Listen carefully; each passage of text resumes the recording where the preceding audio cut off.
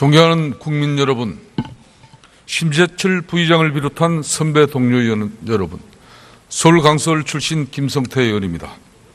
한치 앞을 알 수 없습니다. 지난 3일 북한의 6차 핵실험이 있었지만 우리 정부는 그 징후조차 제대로 파악하지 못하고 있었습니다. 북한은 성큼성큼 핵보유국 지위를 확보해 가고 있지만 우리 정부는 여전히 손가락만 빨고 있는 신세입니다. 개탄하지 않을 수 없습니다. 고공행진을 하는 지지율에 취해 문재인 정부가 신선 노릇만 하고 있었던 것은 아닌지 한심스럽기 거지없습니다.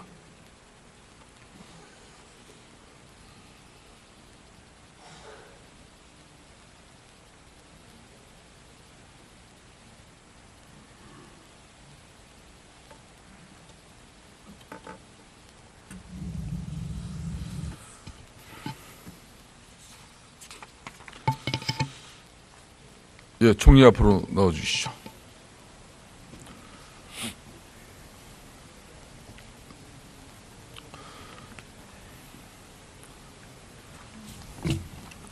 총리, 요즘도 문재인 대통령께서 운전대 잡고 있습니까? 한반도 평화운전자를 자처했는데 예. 운전대를 잡기는 제대로 잡았습니까? 답변 한번 내보세요. 그 6월에 발표된 한미 공동성명을 보면요. 한국의 주도를 인정한 게 두 군데가 나옵니다. 하나는 한미 연합 방위 능력 제고, 또 하나는 평화통일 환경 조성, 그 두 군데가 나옵니다. 핵 문제에 관해서는 그런 언급이 없습니다. 운전대론이 확대 해석되고 있다라고 저는 생각을 하고요. 이 상황을 한국의 입장에서 최선을 다해서 관리하고자 노력하고 있다, 이 말씀을 드립니다. 자, 총리, 운전대라는 것은 북한의 핵미사일 도발로부터 대한민국 대통령이 주도적인 역할을 통해서 김정은의 저는 미친 감기 어린 내용을 잡아내야 된다는 그런 이야기 아니겠습니까? 그 당시 노무현 정부 때도 동북아 균형자 한다고 했는데 네. 무슨 균형을 그때도 잡았습니까? 한미 동맹만 망쳐놓지 않았습니까? 그러니까 햇볕 정책도 동북아 균형자도 얻은 게 뭡니까? 핵과 미사일입니까? 요 대목에서 한번 총리 한번 답변해 보세요. 예. 지난 9년 동안 햇볕 정책이나 균형자론을 폐기한 정부가 있었습니다. 그걸 건너뛰고 이런 질문을 받는 게 좀 뜻밖인데요. 제가 그걸 지나간 일을 따지고 싶지는 않습니다. 현 정부는 현 상황에서 최선을 다하고 있다, 이 말씀을 드립니다. 그러니까 아무래도 국민들의 운전대 잘못 맡긴 것 같아요. 아무리 초보 운전이라도 내비만 잘 보면은 바른 길을 갈 수 있는데 딴 생각을 하고 있으니까 제대로 된 길을 가지 못하고 있는 겁니다. 총리, 언제까지 평화구굴로 이 위기를 방치하겠습니까? 문재인 정부의 안보 정책 담대하게 수정해야 한다고 봅니다. 총리 답변해 보세요. 현재 정부는 이 안보 위기를 돌파하기 위해서 첫째는 제재와 압박을 최대한으로 강화하고 있습니다. 거기에는 국제사회와 물샐 틈 없는 공조를 하고 있고요. 미국과도 실시간으로 여러 채널의 대화를 하고 있다는 건 다 아실 겁니다. 두 번째는 한미 연합 방위 능력을 포함한 독자적인 억지 능력을 최고조로 높이기 위해서 사드도 배치했고 또 미사일 탄두 중량 제한도 해제한 바가 있습니다. 사드 문제 이야기하니까 말씀하게 됐습니다. 불과 얼마 전까지만 해도 전략적 모성을 유지해야 한다던 대통령 아닙니까? 그 전략적 모성으로 얻은 게 뭡니까? 한번 답변해 보세요. 문재인 대통령이 전략적 모성은 네. 대한민국의 안보다 그런데 네. 어떤 답? 후보 시절에도 TV 토론에서 이런 말씀을 했습니다. 북한이 6차 핵실험을 하고 중국이 그걸 제어하지 못한다면 사드 배치를 하겠다, 이렇게 말한 바가 있고 그 상황이 그대로 이행되고 있다고 생각합니다.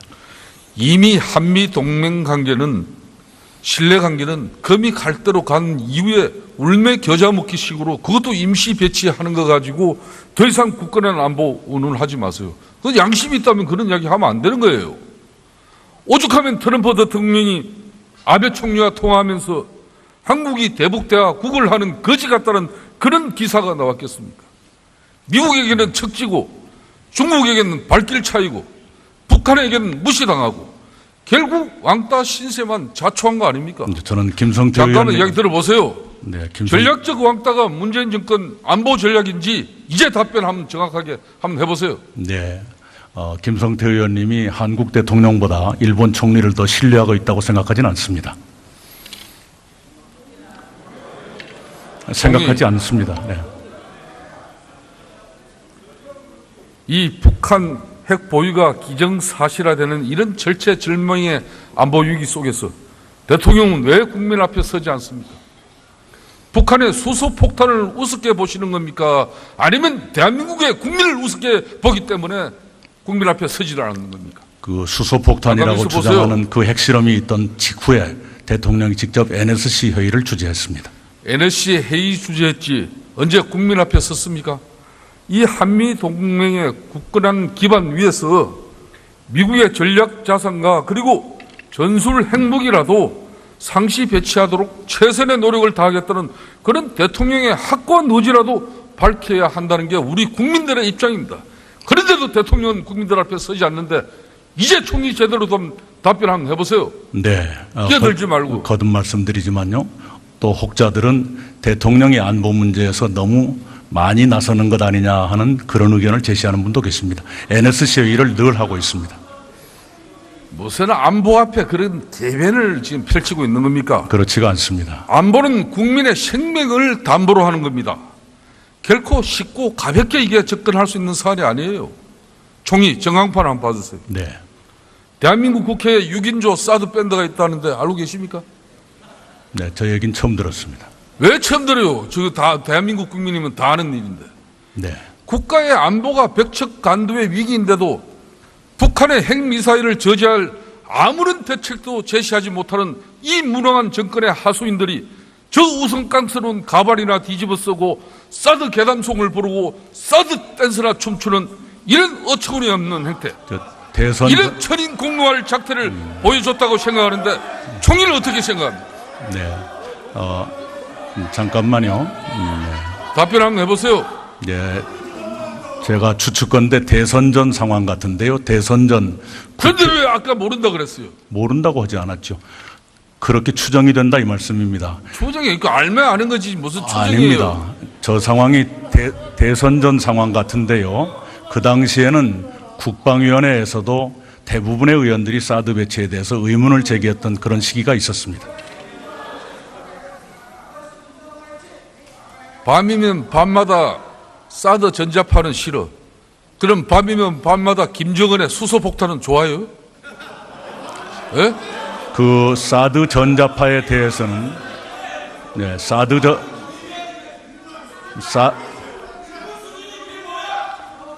이건 나라의 안보를 조롱하는 일입니다. 제 답변할 시간을 주시기 바랍니다.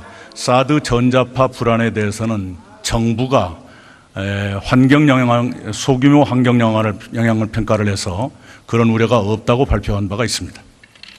총리, 이건 나라의 안보를 조롱하는 일입니다.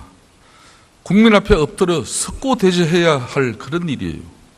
어떻게 대한민국 국회의원 자가 국가 안보를 조롱할 수 있단 말입니까? 지난 일이지만은 두 번 다시는 안보 가지고 장난치지 말도록 총리께서 앞장서 주세요. 네, 저도 그렇게 부탁을 드립니다. 총리, 네. 지난 8월 25일 민주당 워크숍에서 네. 나온 언론 장악 업무 문건입니다. 공영방송을 찍어내고 또 공영방송을 장악하려는 시나리오를 완벽하게 준비하였습니다. KBS, MBC 야당 측 그런 이사 개인 비리 부각시키고 또 시민단체로 압박하겠다. 맹색이 대한민국 집권당이 이런 엄습한 이런 업무나 꾸미는 그런 정당입니까? 방송사 구성원 중심의 사장 퇴진운동 전개하고 그리고 촛불 집회 검토하겠다. 그럼 민주당이 이전부터도 촛불 집회 배후 조정하고 공작이나 하는 그런 집단이었습니까? 답변 한번 해보세요. 네, 당의 실무자가 작성한 문서였다고 보도를 통해서 알고 있습니다. 당의 실무자가 정권을 대표한다고 생각하지 않습니다. 과연 이 적폐 청산 총리 공화국의 총리 답변 같습니다. 이게 공식 문건이 아니다. 실무자가 작성한 거다. 그러면은 그날 그 자리에 총리 참석하셨죠? 그 워크숍에 토론 분임 토의에서 그게 제시됐다고 들었습니다. 참여를 하신 거 아닙니까? 아닙니다. 그게 끝나고 난 뒤에 만찬회를 제가 참석했습니다. 그걸 해명이라고 하는 겁니까? 사실이니까요. 이게 무슨 문준영 제보 조작 사건입니까? 그런 식으로 꼬리 자르기 하고 넘어갈 일이 아니라는 거. 한번 여러분이 잘 아시지 진상조사를 하실 않습니까? 겁니다. 예. 언론 장악 문건은 언론 자유를 침해한 중대범죄입니다. 집권당 워크숍이 그것을 조직적으로 실천하기 위한 사전 모의가 되어버린 거예요. 정권이 나서서 공영방송을 장악하고 길들이는 이런 업무를 꾸몄다면 이거야말로 국정조사를 통해서 명백히 밝혀야 한다고 생각하는데 총리는 어떻게 생각하는지 답변합니다. 네, 국정조사 국회가 합의해 주시면 협조할 용의가 있습니다. 좋습니다. 총리도 아까 참석했고 또 청와대 김수현 사회수석도 참여하신 거 알고 계시죠? 제가 처음 듣습니다. 왜 처음 듣습니까? 다 아시는 내용을 가지고. 아니 그걸 제가 어떻게 다 정기국회 워크숍 한다면서 청와대는 왜 그 자리에 낀 겁니까? 당정청이 모여서 언론 장악 모의하려고 한 거 아닙니까? 방송사 노조의 사장 퇴진운동 전개, 시민사회단체 퇴진운동 전개, 야당 측 이사들 퇴진한다. 이게 우연입니까? 그 어느 것 하나 빠지지 않고 착착 지금 맞아 들어가고 있는 거예요.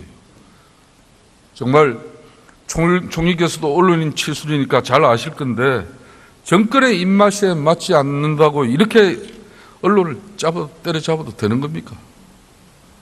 그리고 이런 식으로 민주주의 후퇴하는 게 과연 촛불 민심을 받던 문재인 정권입니까? 답변 한번 해보세요. 네, 언론은 장악될 수도 없고 장악되어서도 안 됩니다. 언론이 어떻게 장악될 수 있겠습니까? 오히려 그걸 시도한 그런 과거가 있다면 청산돼야 한다고 생각합니다. 총리, 안보는 무능, 정책은 포퓰리즘. 문재인 정부를 이렇게 한마디로 정의하자면은 이렇게 정의할 수 있을 것 같은데 어떻게 보십니까? 네, 규정의 자유는 있습니다. 그러나 저는 그렇게 생각하지 않습니다.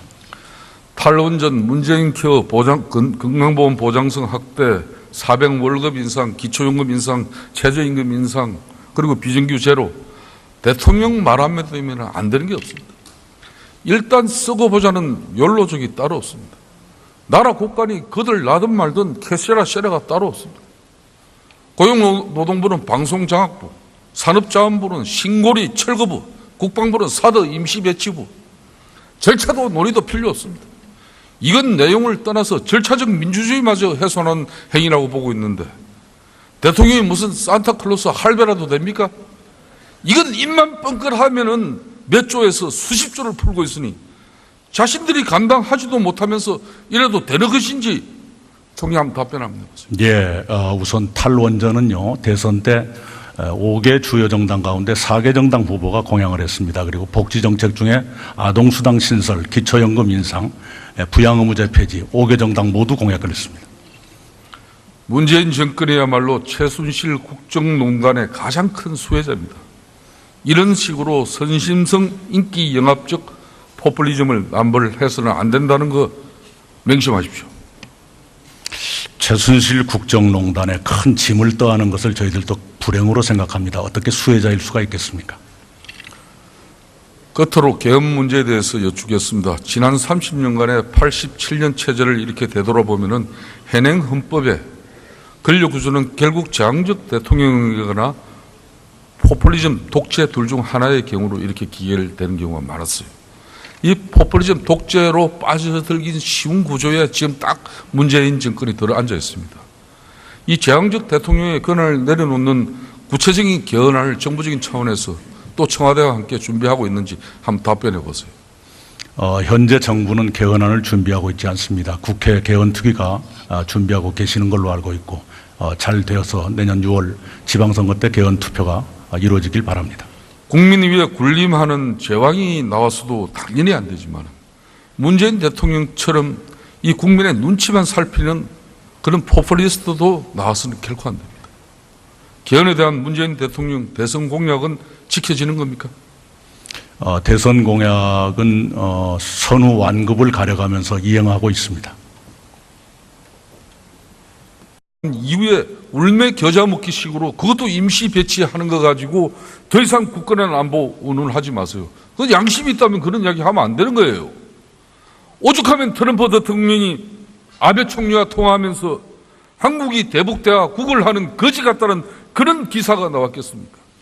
미국에게는 척지고 중국에게는 발길 차이고 북한에게는 무시당하고 결국 왕따 신세만 자초한 거 아닙니까? 저는 김성태 잠깐만 의원님 이야기 들어보세요. 네, 전략적 왕따가 문재인 정권 안보 전략인지 이제 답변 한번 정확하게 한번 해보세요. 네, 김성태 의원님이 한국 대통령보다 일본 총리를 더 신뢰하고 있다고 생각하지는 않습니다. 생각하지 않습니다. 네. 이 북한 핵 보유가 기정사실화되는 이런 절체절명의 안보 위기 속에서 대통령은 왜 국민 앞에 서지 않습니까? 북한의 수소폭탄을 우습게 보시는 겁니까? 아니면 대한민국의 국민을 우습게 보기 때문에 국민 앞에 서지를 않는 겁니까? 그 수소폭탄이라고 주장하는 그 핵실험이 있던 직후에 대통령이 직접 NSC 회의를 주재했습니다. NSC 회의 주재했지 언제 국민 앞에 섰습니까? 이 한미 동맹의 굳건한 기반 위에서 미국의 전략 자산과 그리고 전술 핵무기라도 상시 배치하도록 최선의 노력을 다하겠다는 그 제대로 잡았습니까? 답변 한번 내보세요. 그 6월에 발표된 한미 공동 성명을 보면요, 한국의 주도를 인정한 게 두 군데가 나옵니다. 하나는 한미 연합 방위 능력 제고, 또 하나는 평화통일 환경 조성, 그 두 군데가 나옵니다. 핵 문제에 관해서는 그런 언급이 없습니다. 운전대론이 확대 해석되고 있다라고 저는 생각을 하고요. 이 상황을 한국의 입장에서 최선을 다해서 관리하고자 노력하고 있다, 이 말씀을 드립니다. 자, 총리, 운전대라는 것은 북한의 핵미사일 도발로부터 대한민국 대통령이 주도적인 역할을 통해서 김정은의 저는 미친 강기 어린 내용을 잡아내야 된다는 그런 이야기 아니겠습니까? 그 당시 노무현 정부 때도 동북아 균형자 한다고 했는데 네. 무슨 균형을 그때도 잡았습니까? 한미 동맹만 망쳐놓지 않았습니까?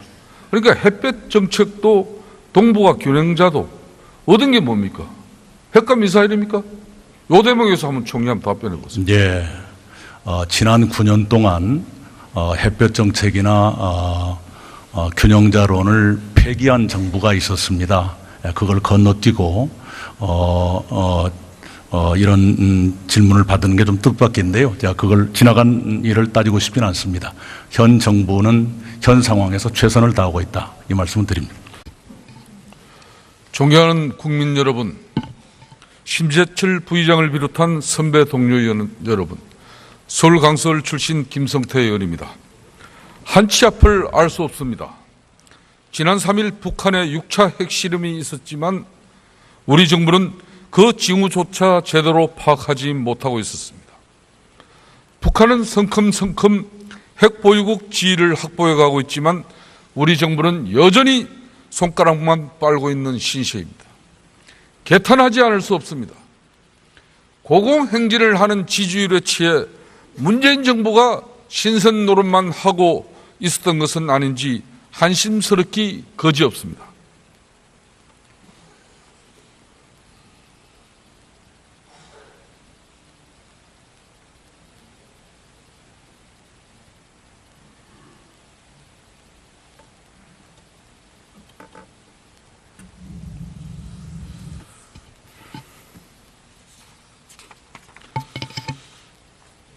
예, 총리 앞으로 나와주시죠.